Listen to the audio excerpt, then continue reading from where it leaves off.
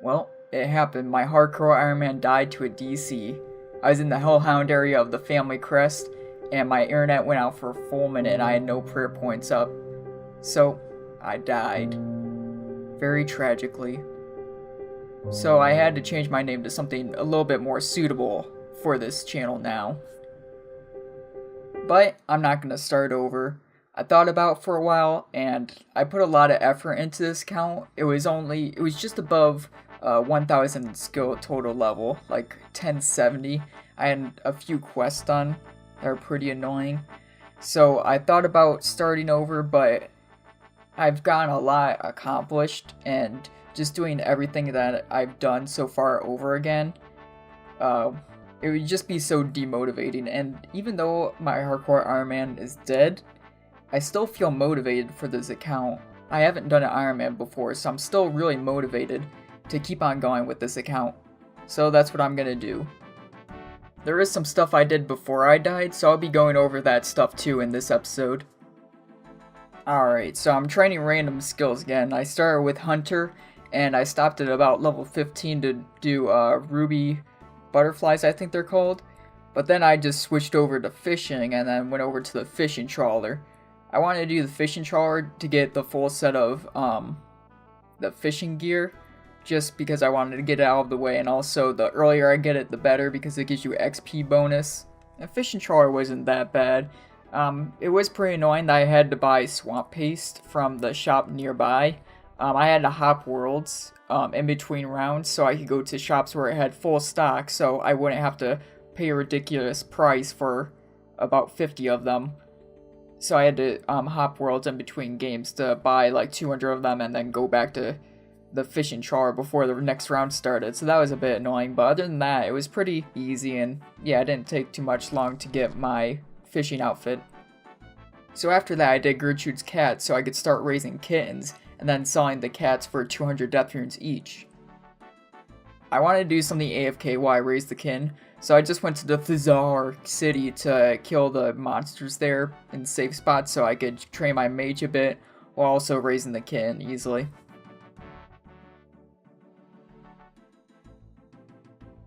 Then I went to do Nature Spirit so it'll unlock ability to do other quests that I need to do.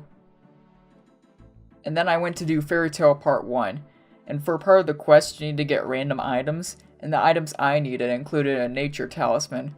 So I had to spend some time in the abyss to hopefully get a nature talisman, and it did take a while of killing abyssal leeches to get one. It was probably the most annoying thing I had to do this episode, because I didn't have prey pots, and I also didn't have access to the fairy ring to go to the abyss without going through the Mage of Zamorak. So I lost all my prayer points, so I basically had to use food the entire time, and those abyssal leeches hit a lot, and all the abyssal creatures there. So I went through a lot of lobsters trying to get the nature talisman. So I completed Fairy Tale Part 1, and then I started Fairy Tale Part 2 so I could get access to fairy rings. And with fairy rings, I could get around a lot easier. So then I did Merlin's Crystal to work towards Hero's Quest, and I did Shades of Morton so I get the minigame teleport, and also I was gonna do my Shades Slayer task while I was there.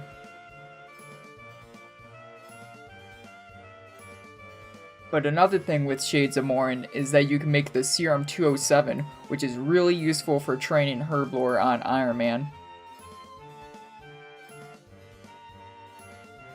Serum 207 requires you to use ashes, but you could easily get ashes on Ironman by picking up ashes from burnt logs that other people are burning.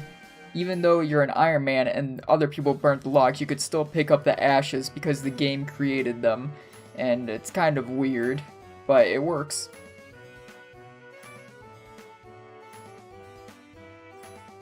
Then after a bit of Herblore training, I went back to do the Dragon Slayer quest.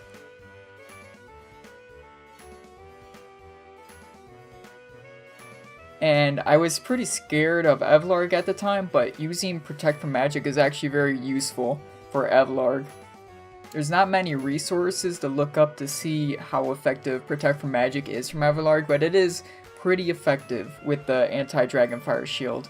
So if you want to use melee against Evelarg, then I recommend Protect from Magic.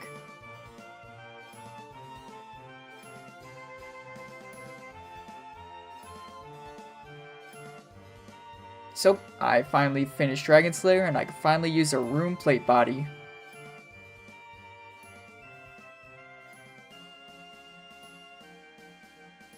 After Dragon Slayer, I decided to do a bit of Slayer, but I got Earth Warriors, and Earth Warriors are only available in the wilderness.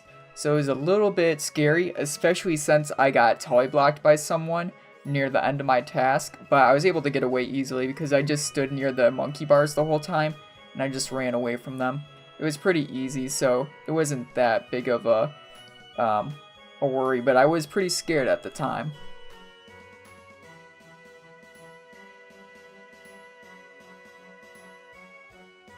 Then I went to do Client of Kourend, then I died, and then I went to finish Family Crest.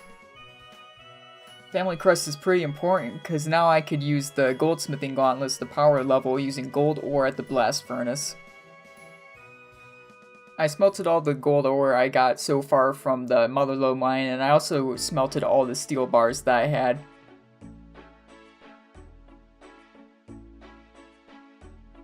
So I made all the steel bars and the steel plate bodies, and then I alched them all so I could get some more cash and more magic levels.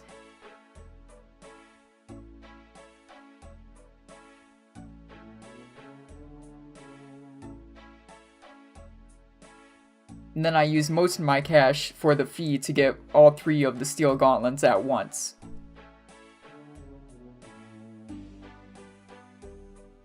So then I went back to Zeah to get 100% in all the factions. I started with Lovacaine because I had the 20% bonus from the Client of Kourend, and I didn't like farming that area much because it takes so long. So I just spent the 20% extra on that, and I started getting all the 100% favor there. But the easiest way for me to get 100% in Lovacaine, I had to get 65 mining and 53 smithing. So I went back to the mining guild and mined some iron ore in the new part of the mining guild, and then I smelted the iron ore into steel bars. I wanted to make steel bodies out of the steel bars that I made, and I wanted to alch them, so I went over to the mage arena to get more nature runes to alch them. And since I wasn't hardcore anymore, I didn't have to worry about dying while going to the mage arena.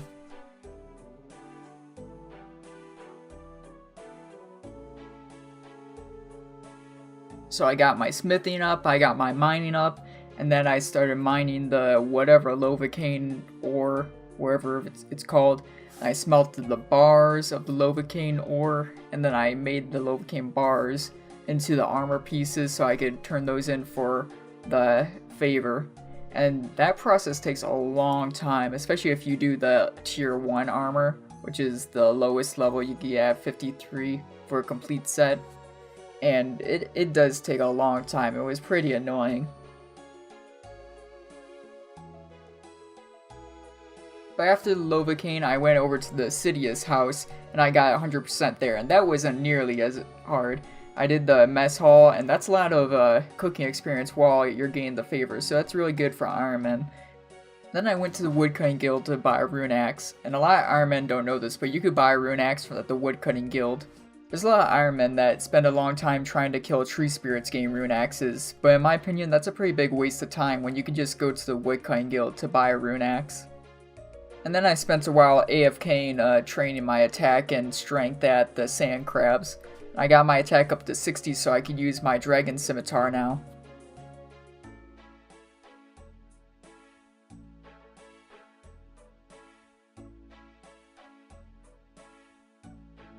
So here's my stats so far, and thanks for watching. Subscribe if you want to watch more Iron Man videos like this one.